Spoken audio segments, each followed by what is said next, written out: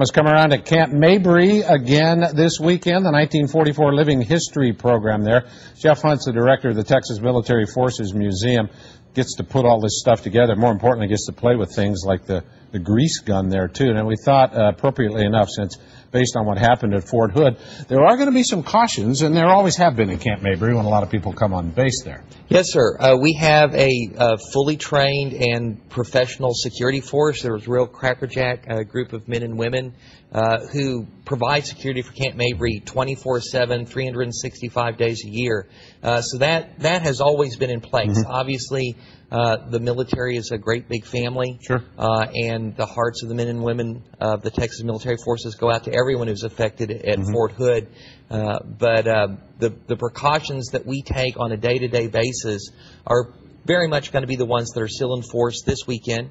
Camp Mabry is an open military post. Right. A lot of people don't think that it is, but anybody can come to see the museum, to run on our track, to fish in our fishing pond. And I remember after 9/11, when you guys changed everything, you had to go down the hill and go up that main gate. Right. I'm thinking, wait a minute, it used to be something. I thought, well, come on, am I really inconvenienced? No. Yeah, it's just a little bit further down the road. We have a very nice security gate, and basically all anyone who wants to come on post has to do is show a valid photo ID. Right. If you're an adult, obviously children have to be accompanied by an adult, and proof of valid liability insurance for whatever vehicle that you're bringing on post. And there is always the possibility of random automobile checks. They'll ask you to pop your hood, and they'll look in the back. But they've done that to me before, too. I don't resent that. Right. It's standard procedure, and for the Texas Military Forces, you know, our people are our greatest asset. Right. And you want to make sure that everybody who works and serves at Camp Mabry is in a safe environment, and that all of our visitors are in a safe environment, too. Yeah. It's certainly not as big a hassle as getting on an airplane. Yeah, absolutely true. I'll definitely vouch for that one. Okay, so let's talk about this Living History program and what people are going to see this weekend. Right. We're running our Close Assault 1944 Living History program, which we do every Veterans Day weekend.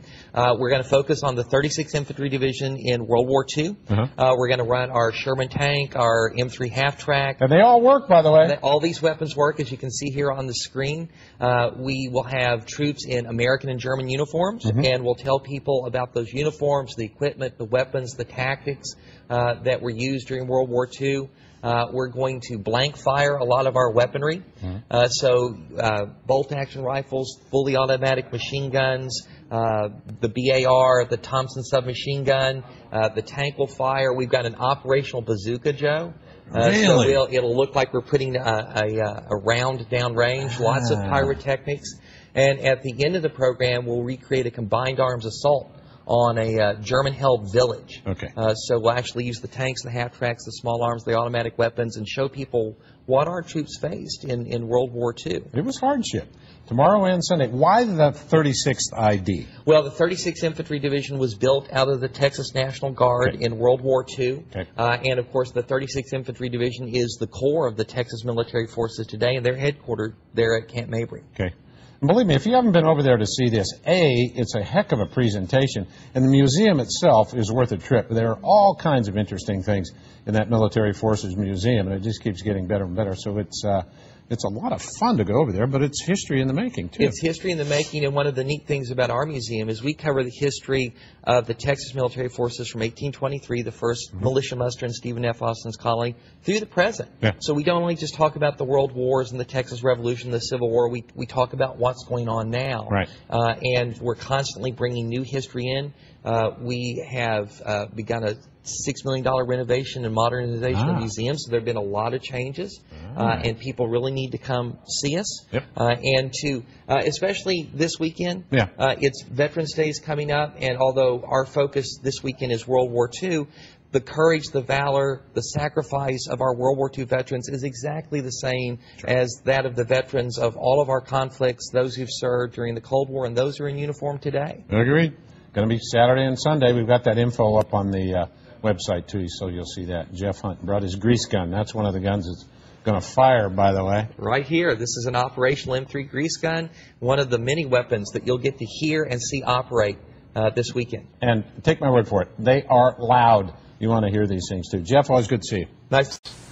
All right, Camp Mabry going back in time. The Close Assault 1944 Living History program is put on every year on the weekend before Veterans Day. Folks dress up in the full 1944 gear to reenact this battle. Fox 7's Jacob Walensky captured all the moments.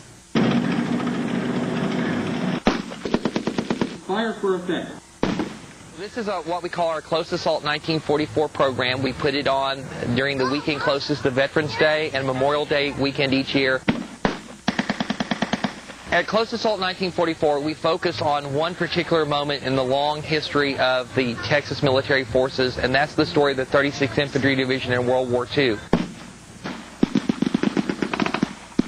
We want to help bring the history to life. It was a lot of fun.